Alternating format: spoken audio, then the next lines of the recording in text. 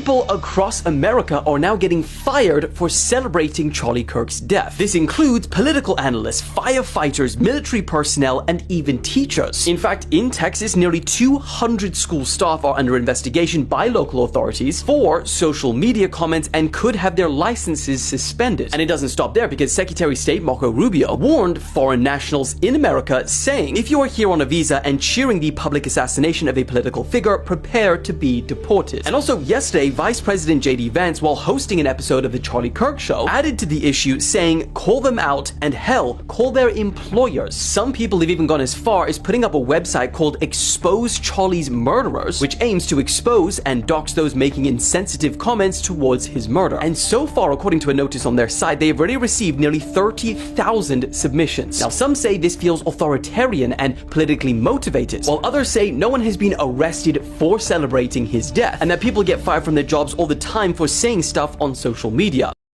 Welcome back, guys. Today we explore why Jimmy Kimmel's late night show was pulled off the air and why this matters to every American. Actually, so many Americans are being laid off for insensitive comments concerning the unaliving of Charlie Kirk. I've specially written my notes in order not to leave any information I'm supposed to share out. On September 17th, 2025, a shocking turn of events occurred when ABC announced it would pull Jimmy Kimmel live off the air indefinitely. The decision came after Jimmy Kimmel's opening monologue on September 15th, in which he criticized supporters of President Trump over the fatal shooting of conservative activist Charlie Kirk. Local affiliates like Nexstar and Sinclair swiftly joined the preemption, citing that Kimmel's remarks were offensive and insensitive during a national moment of grief.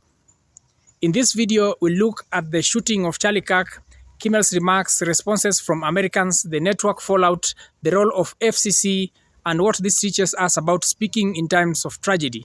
Buckle up for a detailed look into today's topic. I'm your host, Kisaka. Remember, this video is for entertainment and educational purposes only. All the credits go to the original creators of the videos. Kindly maintain decorum on the comment section. Damn, y'all, they clipped Jimmy Kimmel. Suspended indefinitely following his remarks about Charlie Kirk. Now, I will say that I don't think his remarks were really about Charlie Kirk, nor do I think they were that bad. But I'll let you see for yourself. Over the weekend, with the MAGA gang desperately trying to characterize this kid who murdered Charlie Kirk as anything other than one of them, and doing everything they can to score political points from it. In between the finger pointing, there was grieving. On Friday, the White House flew the flags at half staff, which got some... It's so interesting to me because they're reporting it as he was talking about Charlie Kirk, but he was in fact talking about MAGA and J.D. Vance and the far right. Now, I personally think that they suspended him because of what he said about J.D. Vance after J.D. Vance hosted Charlie Kirk's podcast. From the White House, where he pointed his little mascara-stained finger directly at the left. While our side of the aisle certainly has its crazies, it is a statistical fact that most of the lunatics in American politics today are proud members of the far left. Right. And by statistical fact, he means complete bullshit. Is what he means. Now, y'all know how Mascara Man and the man with the toupee get real sensitive when people start talking about their looks.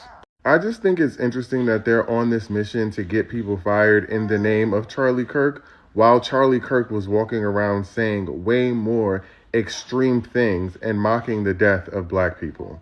I'm just saying. When Stephen Colbert announced that his late-night show was being canceled back in July, the President of the United States, Donald Trump, had a chilling reaction.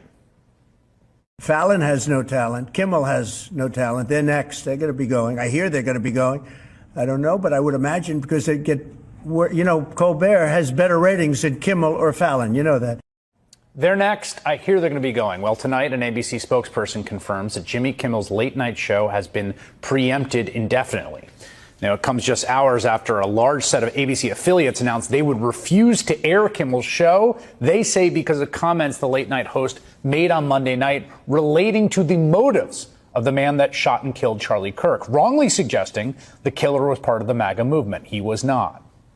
Nexstar, the largest owner of local stations in the country, came out and said it, quote, strongly objects to recent comments made by Kimmel concerning the killing of Charlie Kirk and will replace the show with other programming in its ABC affiliated markets. And if that were the whole story, he said something, it was not correct, the affiliates pushed back, well, then that would be one story. But that, of course, is not the whole story. Okay? Because crucially, just hours before that statement, Trump's hand-picked FCC chairman went on a podcast and suggested ABC's broadcast license or affiliates could be at risk if they did not suspend or fire Kimmel, essentially issuing an order saying, and I quote him here, "We can do this the easy way or the hard way." Well, hours later, ABC made the announcement Kimmel would indeed be taken off the air indefinitely. So in order to understand the Jimmy Kimmel situation, you need to understand how television works, particularly local television. In your hometown, you probably have an ABC station, an NBC station, a CBS station, Fox station. Now, unless you live in big cities like New York, Los Angeles, Chicago, these stations are affiliate stations. That means they're owned by a company that's not ABC, NBC, CBS, etc., but either a company that owns 2 or 3 stations or by a station group, like Sinclair Broadcasting, Tegna, Nexstar. Then there are what's called O&Os, which are owned and operated stations. For example, the ABC station in New York is owned and operated by ABC News. Same thing with ABC7 in Los Angeles, it's owned by ABC News Disney. It is rare these days that a station will be owned by a small company. That's because around 10, 15 years ago, station groups, namely Sinclair, started buying up a bunch of local stations all around the country. NBC affiliates, ABC affiliates, it didn't matter. And particularly they focused on small and mid-sized markets. Now this was a strategic move because if you own what the majority of the country, these small local news stations that people in these small towns still watch, then you get to influence what they see. And Sinclair is conservative. It's evident in their content. Now, I used to work for Sinclair back in the day after they bought the station that I was working at. And they used to have these things called must-runs, which means no matter where in the country, if you're a Sinclair station, you must put these specific stories in your rundown, aka the news of the day that you're broadcasting. And that's when late night talk shows started making fun of the fact that anchors around the country were saying verbatim the same thing. Of biased and false news has become all too common on social media. More alarming, some media outlets. Yes. Do you think that you were poking the bear a little bit to see if they would, No. you know, by doing political stuff and all, or saying whatever's on your mind and risking viewership? Do you think you're kind of poking them a little bit to see what they would do? No, and I really, this is just my, I don't know. This is, I really think that when they were trying to buy Fox, they were worried that Trump was going to screw them up somehow. And I think that was part of why they were nervous about my comments, you know. I don't think anybody was, certainly I don't think their political beliefs conflicted with mine, but yeah, if you want to do if you want to have a big audience, you want to keep you don't want to piss a lot of people off, and I was pissing a lot of people off. But as far as being appreciated, feeling appreciated, I would say the first 10 to 12 years of my tenure at ABC, the feeling was you're lucky to be here. I think that's the feeling I always got, is that somehow somebody was doing me a favor by allowing me to be on their network. And that changed very late into my run there, you know. And was there something that you think changed it? Well, I think there were different people there. I think that's what it was. I think that there's a group of executives that worked at Fox who had a different, who told me, they would say like, oh, we wish he was here. You know, we wish we had him on our stage at the network up front, or, speaking for us, or, whatever, doing our show on this network. And when they came over to ABC, they took that opinion of me with them and expressed it, which was, which a lot of people don't do, a lot of networks. And to me, I know it's weird, but I worked in radio for a long time and I got fired from a lot of jobs. And like my boss's opinion of me means something to me, and maybe, I know that that's not the case for a lot of people. I don't think David Letterman ever cared what his boss thought of him, but that's somehow ingrained in me. And maybe it's from being fired so often. Maybe it's just my personality or whatever, but that is something in me. And to hear the people I work for say that they liked what I was doing and they valued me was important to me. Now, this is important because affiliates make a deal with the network that they will broadcast their programming in their market and in exchange for example, content. So like ABC News will give ABC affiliates access to their video, and affiliates will give ABC News access to their video. So it's a matter of sharing the resources. So what happened with Jimmy Kimmel is two of the nation's biggest broadcast groups, Nexstar and Sinclair, basically told ABC, we're not gonna show Jimmy Kimmel in our markets, and they got a bunch of markets, if you don't rectify the situation. And I should mention that right now, currently, Nexstar is trying to buy one of the other big station groups, Tegna, which owns stations in Dallas and Atlanta, which now are getting into top 10 big city markets. So you see, in a time where viewership is declining, ABC can't really afford to piss off two of the big broadcast groups. Now, if that deal goes through, that means Nexstar will own 265 stations in 44 states and DC, which also Sinclair has a station in DC, the ABC station. That represents 80% of US households. Right now, Nexstar owns 32 ABC stations. Now, both Nexstar and Sinclair have been trying to proposition the FCC to relax regulations on the number of stations they can buy, because if it's up to them, they would buy more. And local news is some of the cheapest programming to produce. So if a station doesn't want to buy a syndicated show, they just throw on another local news show, 4 p.m., 5 p.m., 6 p.m. And when budgets are being slashed and in small towns where they just can't produce that much content, you get this much local news and then it is packed with something that comes from the headquarters. Anyways, I just wanted to add context. And we will start with breaking news. Disney's ABC is taking Jimmy Kimmel's late-night talk show off air indefinitely. Live now, 2Nine's US correspondent Jonathan Kersley in LA. Jono, why is the show being pulled? Essentially, it's because of comments that Jimmy Kimmel made in his opening monologue 2 nights ago in reference to Tyler Robinson, the suspect who had been arrested over the assassination of Charlie Kirk. The comments were described as sickening by the FCC, which is essentially the telecommunications, the television watchdog here in the United States of America. A short time ago, Disney's ABC announcing that Jimmy Kimmel Live is off air and off air indefinitely. These are the comments that attracted the attention and the threats from the FCC. We hit some new lows over the weekend with the MAGA gang desperately trying to characterize this kid who murdered Charlie Kirk as anything other than one of them. But on a human level, you can see how hard the president is taking this. My condolences on the loss of your friend Charlie Kirk. May I ask, sir, personally, how are you holding up over the last day and a half, sir? I think very good. And by the way, right there, you see all the trucks? They've just started construction of the new ballroom for the White House, which is something they've been trying to get, as you know, for about 150 years. And it's going to be a beauty. Yes. He's at the fourth stage of grief, construction. This is not how an adult grieves the murder of someone he called a friend. This is how a 4-year-old mourns a goldfish, okay? Now, he is not the only late-night talk show host and comedian to attract the wrath of the Trump administration. You've got to remember Stephen Colbert, another US talk show host who just days ago won an Emmy. Well, his show was cancelled in the wake of criticism directly from US President Trump. But just repeating that news, major late-night show, Jimmy Kimmel Live, pulled off the air indefinitely by Disney's ABC.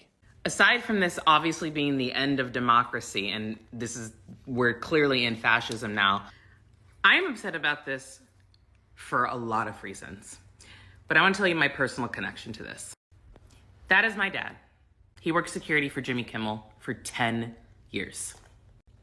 When my dad retired, the show gave him a beautiful gift that is still in my parents' living room today. They gave him a rocking chair, and the inscription says, "You've been standing too long. You can rest now." I went to that show all the time. Everyone there was amazing. And I just want to say thank you to Jimmy Kimmel for all the years that you gave my dad and all the years that you gave us as well. Excuse me and hello, I beg your finest pardon. This is diabolical. Jimmy Kimmel has been suspended indefinitely for saying comments that some people in the government might not agree with. What did he say? Let me just put it up on the screen because we're not living in a normal world. The FCC chair went on some podcast today and started talking about how he was not happy, which means they are not happy, which we already knew because when Stephen Colbert went off the air, he said this, basically letting us know that Kimmel was going to be next. But here's the thing, maybe you don't agree with what he said, maybe you don't like Kimmel, maybe you're left, maybe you're right. Last I checked, freedom of speech is the first frickin' amendment. You don't have to agree with what he said to know that it's wrong to pull him off the air for this. It's giving this situation 100%. Some people got angry when they were told they had to wear a mask or social distance. Can you imagine if somebody told you you can't say what you're thinking? Seriously, everybody, take a step back, sip some water, take a deep breath, and really think about this. What in the actual is going on? Sinclair, the nation's largest owner of ABC affiliates, says that Jimmy Kimmel's suspension is not enough. They're calling on the FCC and ABC to take further action. The right-wing broadcasting giant says that it will not air Jimmy Kimmel Live for the foreseeable future. They are demanding that Kimmel apologize to the Kirk family, donate money to both the Kirks and the far-right group Turning Point USA, and that ABC hold formal talks about its, quote, commitment to professionalism and accountability. Sinclair is also pressuring the FCC to strip national networks of control over their channels, and this weekend they are going to air specials honoring Charlie Kirk across their ABC affiliates and the other stations that they own. Think about how frightening this is. The largest pro-Trump media conglomerate, controlling the most local news stations in America, is doing Trump's bidding, silencing his critics and pumping out pro-MAGA propaganda as local news. Remember that viral clip where dozens of local anchors read the same exact script, and Elon Musk, Trump, and Republicans pointed to it as the fake liberal media? The sharing of biased and false news has become all too common on social media. More alarming, some media outlets simply aren't true without checking facts first. Unfortunately, some members of the media use their platforms to push their own personal bias and agenda to control exactly what people think, and this is extremely dangerous to our democracy. That was Sinclair, this same right-wing conglomerate. Now they are openly silencing anyone Trump sees as an enemy while forcing MAGA propaganda into homes across the country. We'll keep following the story. So let's first look at the Charlie Kirk's tragic death. On September 10th, 2025 this year, Charlie Kirk, a 31-year-old conservative activist, spoke at Utah Valley University when a 22-year-old gunman, Tyler Robinson, shot him in the neck from a rooftop. Robinson was charged with aggravated murder, felony discharge of firearm, obstruction of justice, and witness tampering. Kirk's death shocked the nation and triggered a wave of grief and political commentary. When public figures die by violence, emotions run high. Many Americans pause to mourn regardless of politics. Understanding the human toll behind headlines helps us see why jokes about tragedy can cross a line. In the coming minutes, we'll see how this set the stage for Kimmel's controversial monologue. Let's look at, or rather, let's break down the monologue of Jimmy Kimmel. On September 15th, this year, 2025, Jimmy Kimmel opened his show by addressing Kirk's death. He accused the MAGA gang of trying to frame the shooter as anything but one of their own to score political points. He also mocked President Trump's reaction, showing him discussing a new White House ballroom as grief, quipping it looked like a 4-year-old mourning a goldfish. Here is what Kimmel actually said. One of the points he said is that we hit some new lows, scoring political points from it. He also said, this is how a 4-year-old mourns a goldfish. These lines sparked swift backlash. Critics called them insensitive for mocking grief so soon after a murder. Next, we'll see how networks and affiliates reacted. So the ABC's parent company, Walt Disney, announced on September 17th that Jimmy Kimmel Live would be preempted indefinitely. The network said it acted after criticism over Kimmel comments in a sensitive national moment. ABC clarified that the show was paused, not cancelled, leaving its future uncertain. Soon after, Nexstar Media Group said its 200-plus ABC affiliates would stop airing the show. labeling Kimmel's remarks offensive and insensitive to local audiences. Sinclair Broadcast Group followed suit, pulling the show and airing special programming in its time slot instead of late-night comedy. This collective preemption showcased the power of affiliates, though not under direct FCC orders. Stations feared backlash and potential regulatory scrutiny, leading them to act decisively. Let's look at the FCC and the US broadcast laws. The Federal Communication Commission, or the FCC chair, Braden Carr, weighed in publicly. He called Kimmel's remarks truly sick and warned broadcasters they held licenses granted by the FCC, which obligate them to serve the public interest. Carr's statement hinted at regulatory consequences if networks did not address the issue. Under the United States law, broadcasters must operate in the public interest, convenience, and necessity, per Section 307 of the Communications Act. While the First Amendment protects speech, licensed media outlets face additional rules. Affiliates, though privately owned, risk license challenges if perceived as violating standards. The takeaway from this is that free speech has limits on spectrum-based media. When politics, tragedy, and regulation collide, content decisions can shift overnight. President Trump celebrated the suspension on Truth Social, calling ABC's move as great news for America and accusing late-night hosts of being losers on fake news NBC. He later repeated in a news conference that Kimmel was fired for lack of talent, adding fuel to the fire. On social media, Americans split along ideological lines. Some praised affiliates for standing up for biased comedy. Others argued that comedians should challenge all sides and that pulling shows over jokes threatens creative freedom. These debates highlights America's divide over media trust, political humor, and cancel culture. Before making jokes about tragedy, it helps to pause and consider grief's complexity. Death is personal, unpredictable, and often leaves some families and communities in pain. In the days following a murder, most people seek comfort and not comedy. Respecting mourning periods can foster empathy. Media figures carry a great responsibility when addressing loss on air. A compassionate approach might include momentary silence, sincere tribute, or delaying satire until the wounds have healed. Understanding this human side helps explain why many fans turned on Kimmel. It's about shared humanity, not just politics. This controversy spotlights a core tension: the First Amendment versus the public interest obligation of broadcast media. Comedians enjoy broad freedom online and in print, but broadcast TV uses public airwaves under FCC licenses.